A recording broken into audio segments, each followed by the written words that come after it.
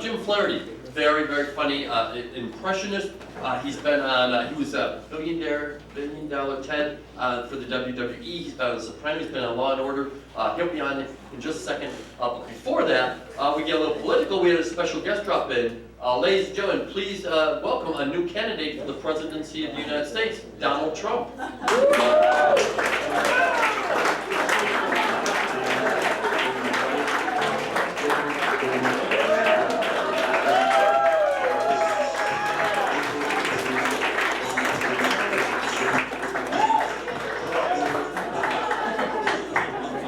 What a great crowd we had here tonight. I mean, that was such a nice applause, folks.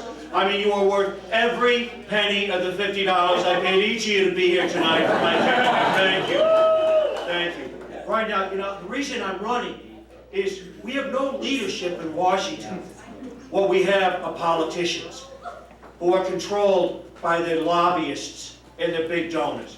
People, if I'm elected, I will require everyone in Congress, okay, to wear NASCAR-style suits with decals and patches representing their major donors. I mean, that's transparency.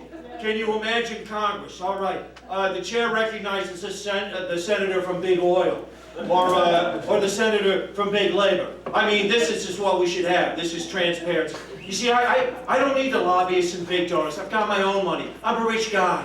You guys know I'm a rich guy. But now, even Mexico is laughing at us.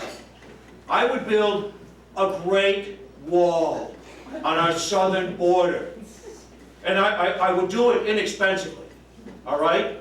Because I would hire the illegals in our country now, all right, to build the wall from the other side. I'd pay them cash. I can do that. I'm a rich guy.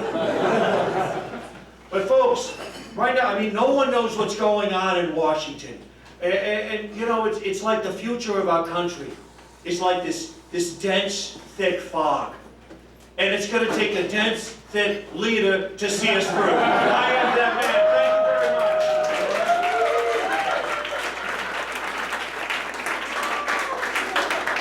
Thank you very much. Oh, thank you very much. Thanks. My name is Jim Flaherty, and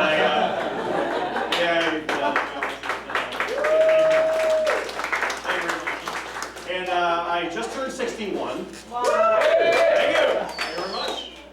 But just by applause, who in the audience, I just want to get a read here, who is 55 or older in the audience? By applause. Okay, some of my people are here. And I want to ask you, folks, isn't it great to be able to clap and not have the lights keep going on and off? I think it's wonderful. But one thing I've learned,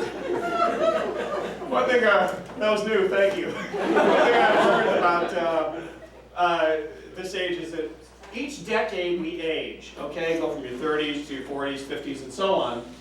Have you noticed the number of meds we have to take goes up exponentially?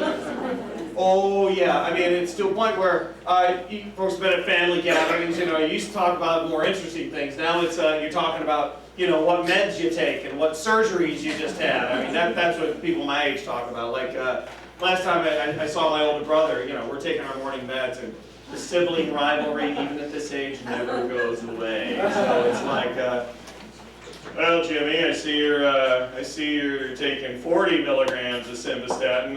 I only have to take 20. Oh, really? Well, gee, Tom, I notice you take Viagra. I only need Cialis. Sometimes it's just a question of blood flow. Thank you. Somebody watches TV. Okay. All right. So, but I'm talking about the surgeries. I used to joke, and Rick remembers, I would joke on this very stage when I had kids late in life. That I said, by the time they outgrow diapers, I'll be getting fitted for Depends, man diapers. And after my prostate surgery a year ago, I went home and said, kids, today's the day. But they're teenagers now, so between the two teenage boys, between the two of them, they can kind of hoist me up onto the changing table, and man diapers out. So it's like, Dad, stop kicking, come on, But now it's No, I tell you, anyone who's ever changed a baby's diaper in their life and gotten it in the eye, I mean, you know. And I just waited. I waited for the right moment. Between the time they got the used Depends off, that split second, and the new one comes on, it's like, I got them both. I got them both. Dad, come on. Let this be a lesson to you boys. Revenge is a dish best served warm, wet, and yellow. Got him back. So, anyway, but my wife is 53, and she's back in grad school now. So I get to go around saying I'm sleeping with a college co-ed. Yeah! I just need Cialis. So anyway, I have a day job. I'm a high school math teacher. Thank you very much. I'm in a small town in Western Mass. And the thing is, I also live in the same town where I teach. So you can imagine, you know how that goes. You can't even go to the grocery store without this happening. Oh, Mr. Flaherty, oh, so nice to see you. Oh, I wanted to ask you about Michael, about his last report. Oh, hey, Mr. Flaherty, I wanted to ask you about Caitlin, yeah, about her last test and everything. And I was getting surrounded. And my first professional response would be to run away. Run away. Run, Mr. Flaherty. But I'm at the deli counter. I already took my number. I'm trapped. I'm trapped. And then a few more, all of a sudden a crowd starts to form around me. The deli counter guy is like, oh, geez, here we go again. He puts another ticket taker out there, you know. Number 57, pound of capicola. Number 14, to see Mr. Flaherty. That's how it gets. I notice a woman, you know, back in the line on her cell phone. Yeah, he's here now. Okay, there's only 3 people ahead of me in line. You better get down here and ring the report guy. That's what it's like.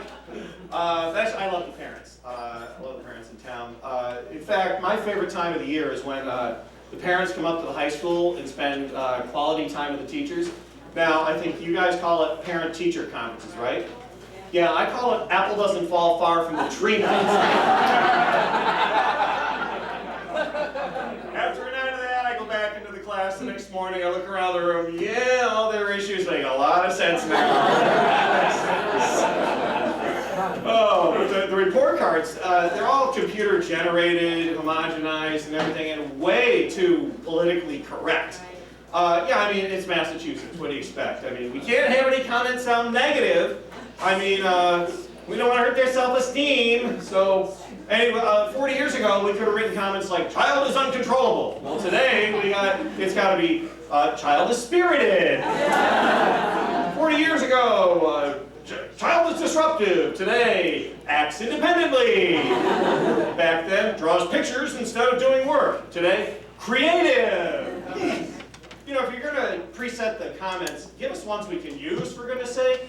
Like, please make sure a child's mouth is duct taped securely before sending to school. Or tell your little twit to stop tweeting in my class.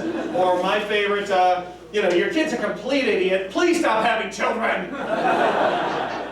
Oh my gosh, it's unbelievable. We have an election going on, and by applause, how many people are voting Democrat in the next election? Okay.